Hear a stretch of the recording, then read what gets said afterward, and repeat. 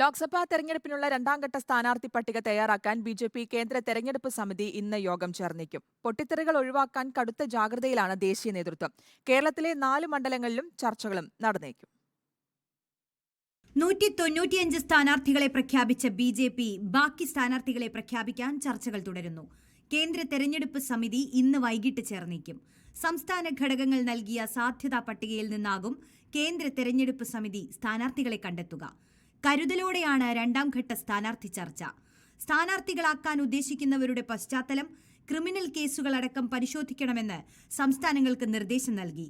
ഒന്നാം ഘട്ട പട്ടികയിൽ നിന്ന് പവൻ സിംഗ്, ഉപേന്ദർ സിംഗ് റാവത്ത് എന്നിവർ പിന്മാറിയ സാഹചര്യത്തിലാണ് തീരുമാനം.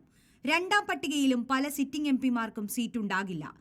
തർക്കങ്ങളും പ്രതിസന്ധികളും പാർട്ടിയെ അലട്ടുന്നുണ്ടെന്നാണ് വിവരം. പ്രഗ്യ സിംഗ് ഠാക്കൂർ അടക്കം ഒന്നാം ഘട്ട സ്ഥാനാർത്ഥി പട്ടികയ്ക്ക് പിന്നാലെ പ്രതിഷേധമറിയിച്ചിരുന്നു. കർണാടക, തമിഴ്നാട് എന്നിവിടങ്ങളിലെ സ്ഥാനാർത്ഥികൾ രണ്ടാം ഘട്ട പട്ടികയിൽ ഇടം പിടിച്ചേക്കും.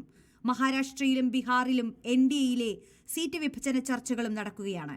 വിജയസാധ്യത കണക്കിലെടുത്തുകൊണ്ട് മികച്ച സ്ഥാനാർത്ഥികളെ രംഗത്തിറക്കാനാണ് BJP നീക്കം. റിപ്പോർട്ട് ദില്ലി.